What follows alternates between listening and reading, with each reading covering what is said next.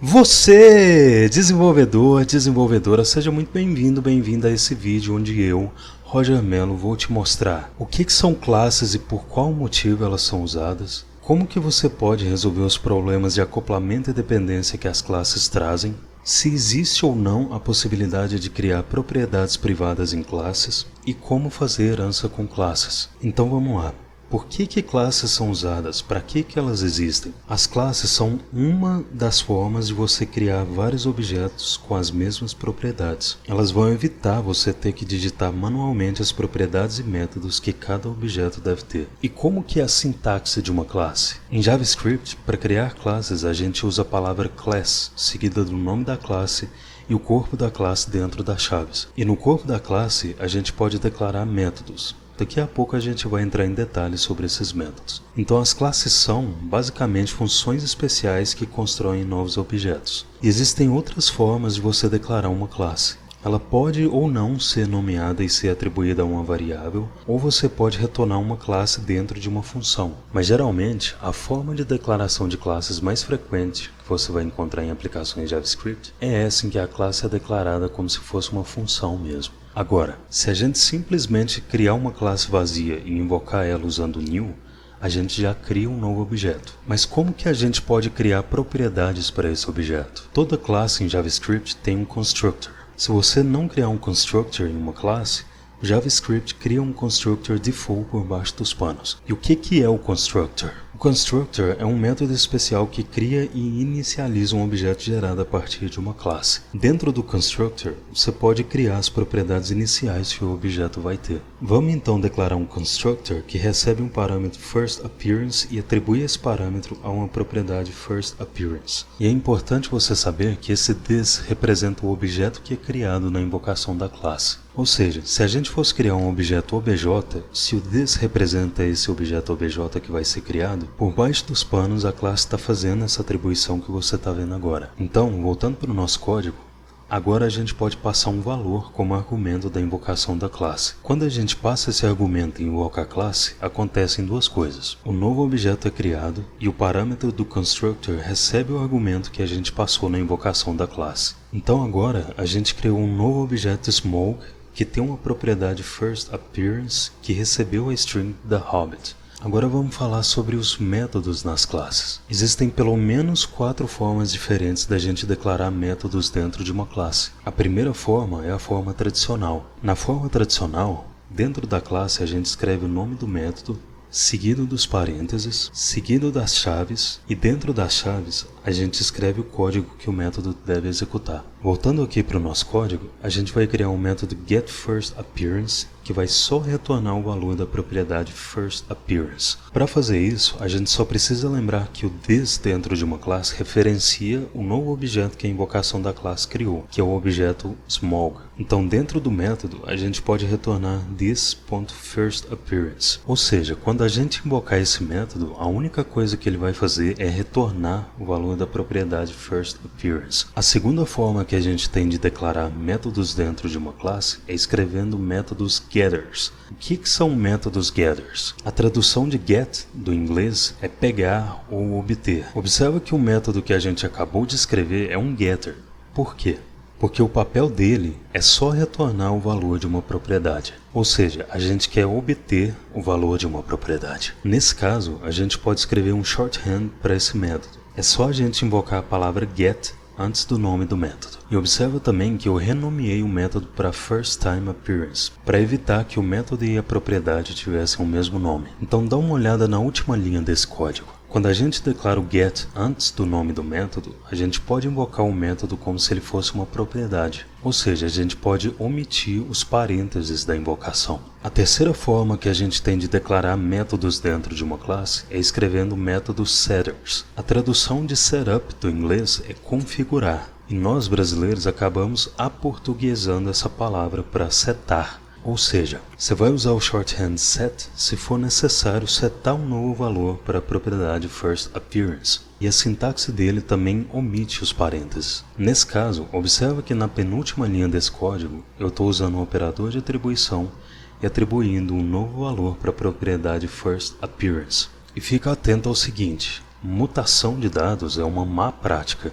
Sempre que possível, você deve evitar modificar dados na sua aplicação. Eu mostrei que esse shorthand existe para você não ficar confuso quando vê ele por aí. E a quarta forma que a gente tem de declarar métodos dentro de uma classe é escrevendo métodos estáticos. Eu vou deixar no código agora só o constructor e o método getClassName. O getClassName vai retornar this.name, ou seja, vai retornar o nome da classe. Para escrever um método estático, a gente declara a palavra-chave static antes do nome do método. E o que acontece quando a gente faz isso? Sintaticamente falando, a primeira coisa que você tem que saber, e se você olhar a última linha você vai perceber, é que um método estático não é invocado a partir dos objetos gerados pela classe. Para você invocar um método estático, você deve invocar o nome da classe e só então encadear a invocação do método. Por baixo dos panos, um método estático é o mesmo que atribuir um método para a classe diretamente, dessa forma aqui.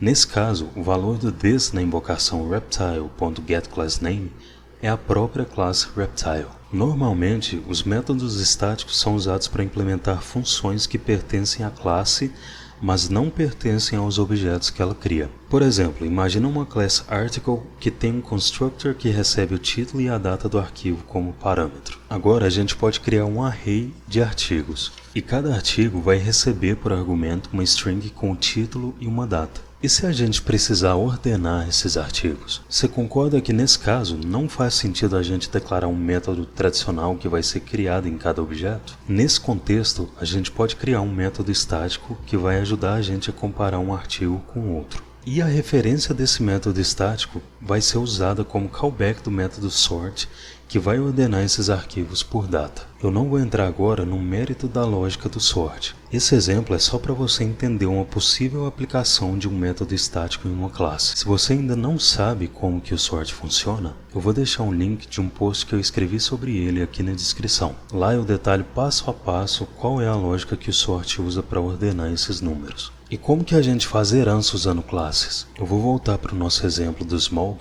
porque eu gosto de dragão. Em JavaScript, existe uma palavra-chave extends que possibilita que você crie subclasses ou classes derivadas. A extends é invocada entre o nome da classe filha e o nome da classe pai, e ela faz com que a subclasse herde propriedades e métodos da classe pai. Vamos criar uma classe Dragon, que vai ser uma subclasse da classe Reptile. Dentro dessa subclasse, a gente vai declarar um constructor que também recebe first appearance por parâmetro. E dentro desse constructor, a gente precisa invocar o método supper, e a gente vai passar first appearance como argumento. E o que é o supper? O supper é um método especial que faz com que o constructor da classe pai exista na classe filha. É por isso que a gente precisa invocar ele e especificar por argumento o valor que a propriedade first appearance deve ter. E agora, para a gente criar um objeto a partir dessa classe Dragon, a gente faz o mesmo que a gente fez para criar o objeto com a classe pai. É só a gente invocar a classe usando o new,